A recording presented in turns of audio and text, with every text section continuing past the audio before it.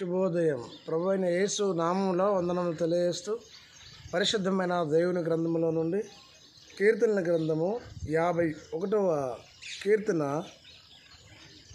10వ వచనం 11వ వచనం చదువుకుందాం. దేవా, నా యందు శుద్ధ హృదయము కలగ చేయుము, నా అంతరంగంలో స్థిరమైన మనసును నూతనముగా పుట్టించుము. నీ సన్నిధి నుండి నన్ను త్రోసివేయకము, నీ పరిశుద్ధాత్మను నా ఎద్దు నుండి తీసివేయకము. దేవుడి యొక్క వాక్యాన్ని మన వెనుకల్లో దీవించిన గాక. ప్రియమైనటువంటి దేవుని సంగమ ఉదయకాల సమయంలో దావీదు రాసిన కీర్తన 51, 10, 11 వచనాల్లో ఇంతవరకు మనం చదువుకున్నాం.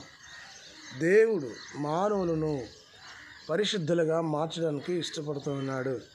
పరిశుద్ధ ఆత్మ యొక్క సన్నిధి తోడుగా ఉంటే మనం చేసే ప్రతి పని దేవుడు ఆశీర్వాదకరంగా మార్చగలడు. పరిశుద్ధ ఆత్మ యొక్క దేవుని సన్నిధి మనతో ఉంటే ఆత్మలో సంతోషించగలం.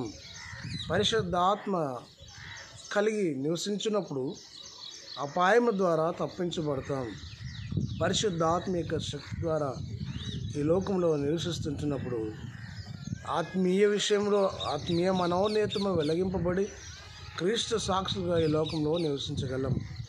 శిష్యులు పరిశుద్ధ ఆత్మ యొక్క శక్తిని పొందుకొని దేవుని సాక్షులుగా నిలబడ్డారు.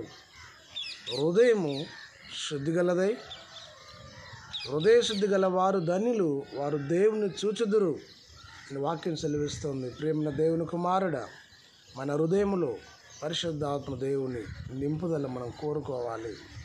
ఈ మానవ జీవితంలో పాప జీవితం పరిశుద్ధులుగా మారి పరిశుద్ధ ఆత్మశక్తి పొందుకొని దేవుని యొక్క ఆత్మ ద్వారా నడిపించబడుతూ క్రీస్తు సాక్షులుగా లోకంలో, సంఘంలో, సమాజంలో వర్ధిల్లాలి.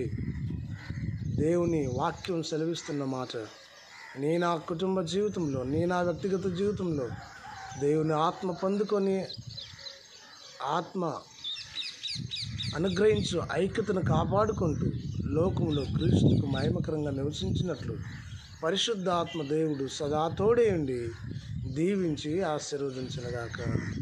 ఆమేన్.